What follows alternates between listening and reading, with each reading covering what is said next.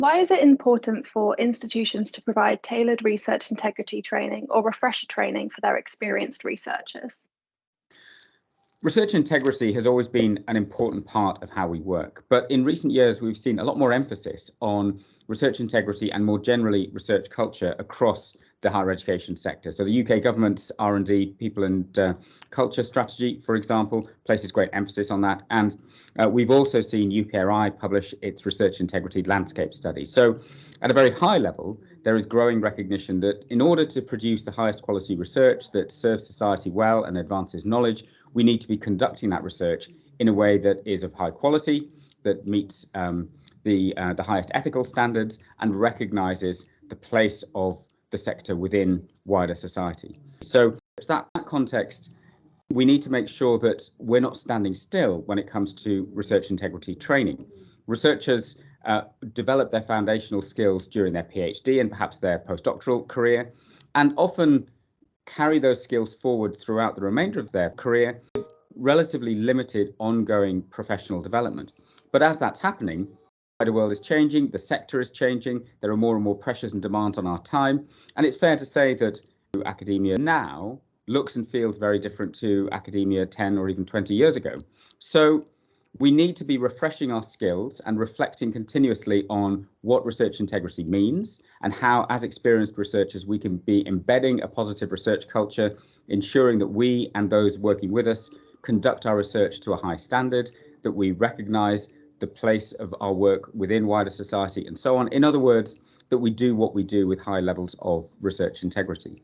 So it's not possible to simply rely on what we have learned on the job as we've gone along. It's important to periodically come to more formal structured training that provides us with that refresher training that allows us to keep our knowledge, our understanding, our skills current, and reminds us of the need, given all of the competing pressures on our time, to constantly be looking for ways in which we can improve the way in which we do things, drive up the standards of the research that we do, and ensure that what we're doing is done ethically and well. The first module in the professional behaviour section of the course addresses fostering positive research cultures. What would you say are the key actions an experienced or senior researcher can take to enable a positive research culture? One of the challenges with research culture is that it's quite difficult to define. First of all, there are many different research cultures. For example, different disciplines will have their own particular research cultures, if you like. Secondly, it can be difficult to draw a bright line around research culture as opposed to teaching culture, institutional culture. All of these things intersect with each other. So I think the first step that we need to take is to think about what the existing culture is within our part of a particular organisation or discipline or within the sector. What is the research culture that currently exists? So that reflective part that allows us to think about where we are, if you like, is an important starting point. The second is then to think about where we want to get to, what we want our research culture to be in an ideal world. Again, recognising those different intersecting cultures and our place within that. We might be talking about a research group, we might be talking about a department or school, we might be talking about a faculty, depending on our role within a system and the position that we occupy, the authority that comes with that position, and the expectations on us as a result of that. So we need to think, what does that culture look like? What should it look like? And we need to bring a vision to that will in part at least be shaped by our own personal perspective on what constitutes a positive research culture. But that needs to be informed by the conversations that have been happening across the sector in recent years through things like the UKRI Research Integrity Landscape Study that capture the views of researchers across the sector and across disciplines, so that our vision is shaped by what is considered to be current best practice, if you like. And then the final step, I think, is to make sure that that vision is shaped and informed and modified based on the views of those that are part of that system or structure that you are looking to develop a positive research culture within, whether that be a research group, a school or department, a faculty, and so on. In other words, our vision for a positive research culture needs to be co-produced, and needs to be co-produced by those that will be impacted by it, by those that will be within it, so that what we end up with is something that everyone can buy into, that everyone feels is part of their collective vision rather than a single person's vision. So those three steps, I think, are the key ones that senior researchers can take: understanding where we are, developing a vision of where we want to get to, and making sure that that vision is co-produced and consulted on. Open research and open data have gained prominence in recent years. How do open research practices contribute to research integrity?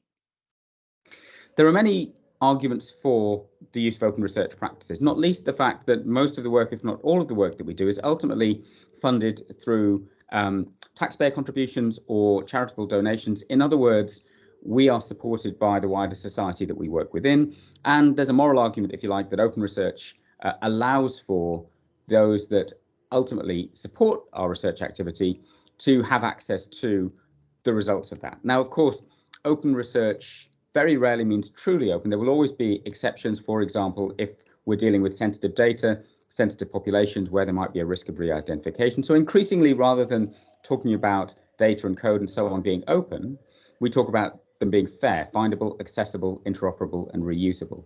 And the guiding principle is that the work that we produce, the data, the code, the materials, the publications, should be as open as possible, but as closed as necessary. So there is nuance there that is perhaps not captured by the simple phrase open research. But nevertheless, there is that moral argument that we need to be working in as transparent a way as possible to allow as many people as possible to access the fruits of our labour, if you like. There's also an argument that by doing so, we increase the efficiency of the research process, because others may then be able to reuse or repurpose intermediate research artifacts like data and code that have been generated through a research process. It also acts against some problematic aspects of the current ways in which we work, for example, by ensuring that results that are perhaps less exciting than they might be, null results, for example, end up being made available even if they're not formally published in a journal, for example, which prevents other researchers from following similar blind alleys in the future. But perhaps the most important reason for adopting open research practices in the context of research integrity is that that transparency that open research brings allows for greater scrutiny. It allows for errors to be more readily detected and therefore corrected, and as a result, should drive up the quality of the research that we do, the standards of what we do. And that scrutiny can take two different forms broadly. By making our research transparent, others can, in principle at least, check our data, check our code. And it's worth recognizing that in any human endeavor, there will be honest error. People will make mistakes. There will be typos in data sets, in code that may be undetectable, may go undetected by the researchers themselves. That's honest human error. It will occur in any human endeavor.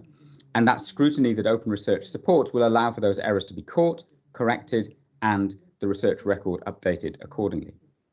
But the downstream consequence of that is that because of that potential for errors to be detected, and because no one wants to have their errors out in public, if you like, they want to catch those errors themselves before things get to that point, that scrutiny that is afforded by open research practices also creates an incentive for researchers to ensure that their internal processes, their internal quality control processes, if you like, are such that those errors are caught before the work is put into the public domain.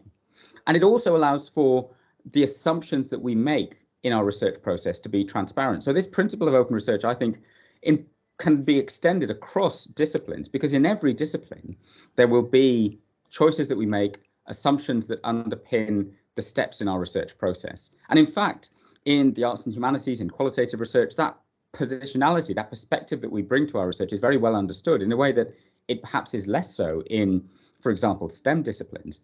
But the transparency of open research foregrounds those assumptions and allows others to then evaluate whether or not they would have made the same assumption, agree with that assumption, and so on. So across the board, open research, I think, is central to research integrity for a number of reasons.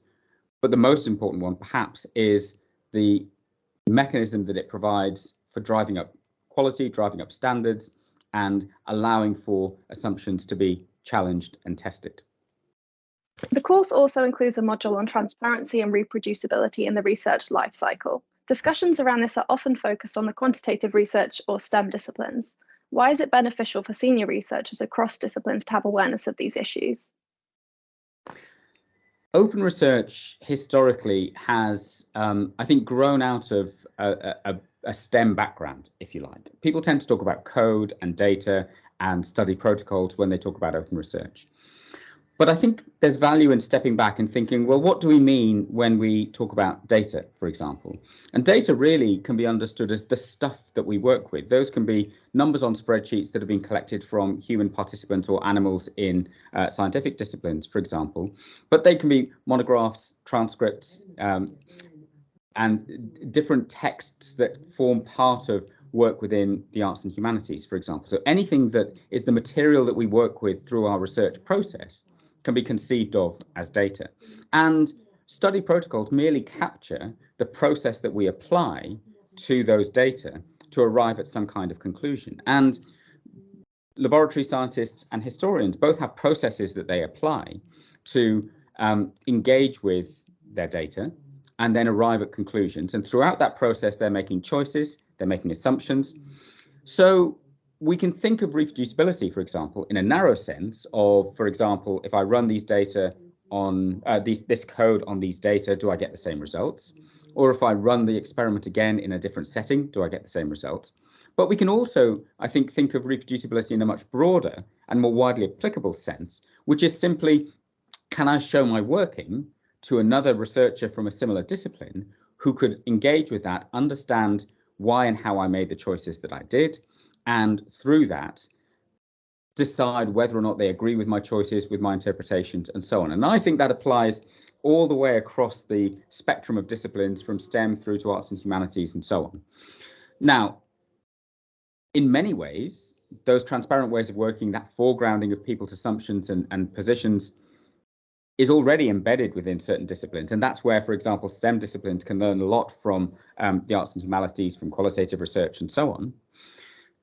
But I would see all of that as part of open research. And I would say that whilst there is more of a tradition of engaging with, for example, issues of positionality and the perspective that we bring to our research in some disciplines compared to others, we can all learn from each other, and we can all move towards a common understanding of the benefit that transparency brings, and perhaps have an interesting conversation about what we mean when we talk about reproducibility. Do we want to understand that in a narrow sense, or is there a broader sense that is more all-encompassing, more relevant across disciplines, that still resonates across those different disciplines? And that is largely an open question, but I think there are some really interesting scholarly conversations to be had around that.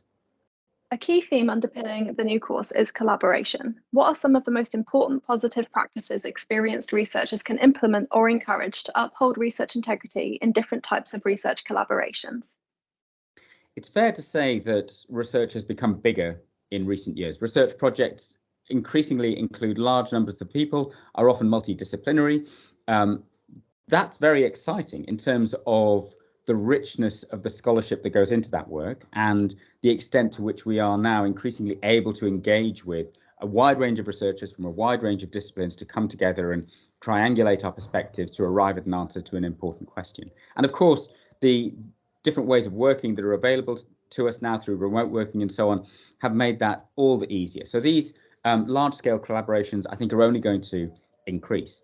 But of course, that also brings a number of different challenges. One of those is how we assign credit to individual contributions. And in those disciplines where authorship lists are a thing, that presents challenges when it comes to how we actually assign authors to different positions and whether we need to do more to recognize individual contributions. Things like the credit taxonomy that allow us to very clearly specify the contributions of individual authors in a way that goes beyond the authorship list and their rank within that are positive examples of things that we can do to promote healthy collaboration. Open research practices also support healthy collaboration in a similar way by allowing people to identify which individual components of a research output were the ones that they contributed to. The individual code or analysis or piece of text, whatever that might be, that they personally contributed to, can be identified as an intermediate research object that ultimately contributes to the final output, but is also a standalone piece of work in its own right that they can take primary responsibility for. So navigating issues of authorship, contributorship, and recognizing contributions is one area where we can do really positive things to foster healthy collaboration.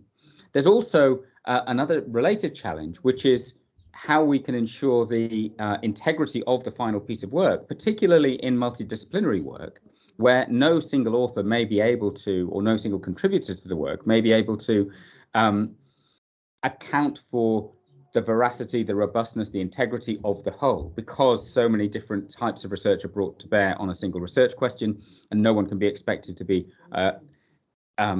adept at all of those different methodologies. So that requires transparency in communication and the development of trust, so that these collaborative teams feel able to rely on and lean on the contributions of the individual component parts of that collaboration. And again, there are really good examples of that, and open research practices, through the transparency that they afford, I think foster that sense of the collaboration being inherently trustworthy because of the transparent way in which it works.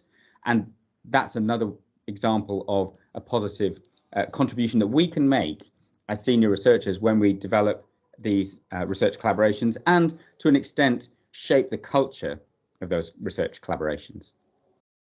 How can the new course support senior or experienced researchers to enhance their awareness and practice of research integrity? And how can this contribute to more effective research environments for all researchers? The course is structured into three broad areas: professional behaviours, the research process itself, and collaboration. And I think in the past we may have thought of research integrity primarily in the context of professional behaviours, but actually those other elements are equally important. And within each of those different elements of the course, there are specific modules that drill down into specific areas that we should reflect on and that we may want to bring to bear when it comes to fostering a positive research culture in our own area of responsibility, if you like. Now, as senior researchers, of course, we have a degree of responsibility by virtue of that very seniority, and the fact that we have a research group or a department or a faculty or whatever it might be, where we have considerable influence and the potential to positively shape the culture of that, that entity, if you like, and ensure that the research that is conducted there is conducted to high standards of research integrity. What we'll then do is create an environment where people want to work, want to do their best work. So it's sometimes worth thinking about the selfish reasons, if you like, for engaging in this kind of training and then taking what we learn from this training into our day-to-day practice. In other words, if we can get the environment right, if we can ensure that the professional behaviours, the research process and the collaboration that are an integral part of how we work are all conducted with one eye on a positive research culture and conducting ourselves to high standards of research integrity, then we're going to be able to attract high quality researchers, retain, develop and grow those high quality researchers, and produce outputs that are more robust, higher quality, more likely to advance knowledge, more likely to benefit society.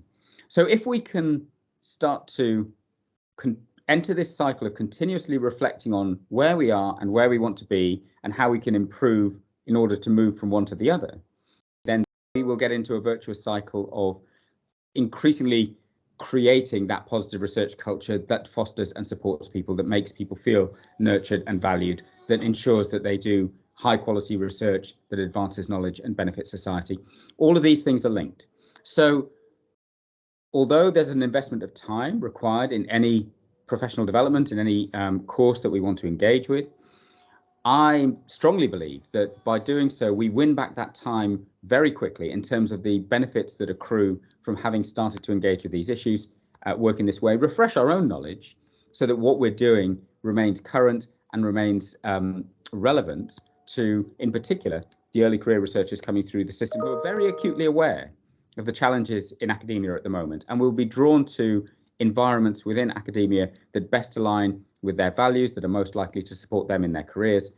Again, being drawn to the positive research cultures that we can create.